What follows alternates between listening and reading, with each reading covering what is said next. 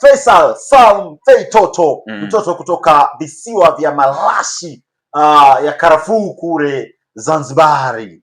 I say amekuwa ni gumzo siku za hivi karibuni, ikisemekana kwamba Azam FC wanahitaji kumuongeza mkataba na Mwamba amegoma kusaini mkataba. Mwezi wa 12 anatarajiwa kuwa mchezaji ambaye anaweza kuzungumza na timu yoyote. Na za ndani zinasemekana kwamba Mwamba ana mawasiliano mazuri sana na Simba Sports Club. Na hivi leo kuna habari ambayo yeye alikuwa post picha akiwa yuko anakula maisha somewhere, na Ahmed Ally msemaji wa Simba Sports Club akaandika, hizi ndio sehemu za mchezaji mkubwa anatakiwa aende kupumzika, sio kama akaweka mfano wengine wanaenda maeneo gani kupumzika. Na akaja hapo Faisal akajibu pale akamwandikia semaji la nchi, akacheka kicheko kirefu. What's happened? Kuna nini za ndani kabisa kati ya Simba Sports Club na Faisal? Na je, wana Simba wategemee kuona Simba yao ikichezwa katika mfumo wa ndani ya shimo pale namba 8 akiwa anacheza Faisal, juu yake kuna Chama, huku kuna Aura na kule kuna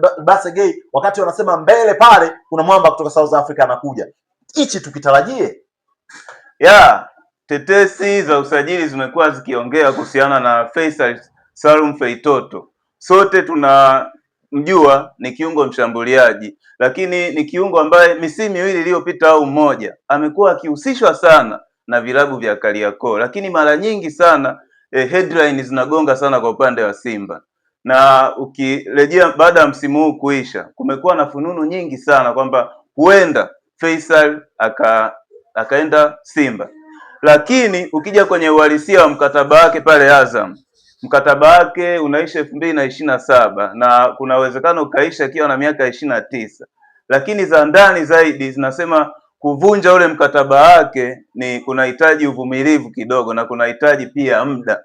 Kwa hiyo kuna uwezekano Simba wakasubutu, kwa sababu hakuna kinachoshindikana. Kama Luis Figo aliamaga kutoka Barcelona kwenda Madrid, watu kuamini hicho kitu 2000 na kuendelea. Kwa hiyo Simba kama wanamtaka wanaweza pia wakampata Faisal. Badala ya kutumia mabilioni na fedha kwenda kutafuta mchezaji kutoka nje ya nchi, mimi nadhani Faisal anatosha kabisa hata kutumia 2 billions ukampata, kwa sababu kwanza unapata ni mzawa, lakini pili unapata kitu pure kabisa na mtu mwenye uwezo wa kufanya kazi. Na naamini kwa uwezo wa watu kama wakina J-Root ambao wako pale Simba Sports Club, wakiunganisha nguvu zake na Mo Dewji wakaamua kwamba tunataka tulifanye hili, wanaweza kulifanya. Na mimi nikwambie tu kiuhalisia katika dirisha hili la usajili, kama kuna habari inaweza kufurahisha wana Simba na kama kuna habari inaweza kuwaumiza wana Yanga, basi ni Faisal kuvuka upande wa pili. Ndio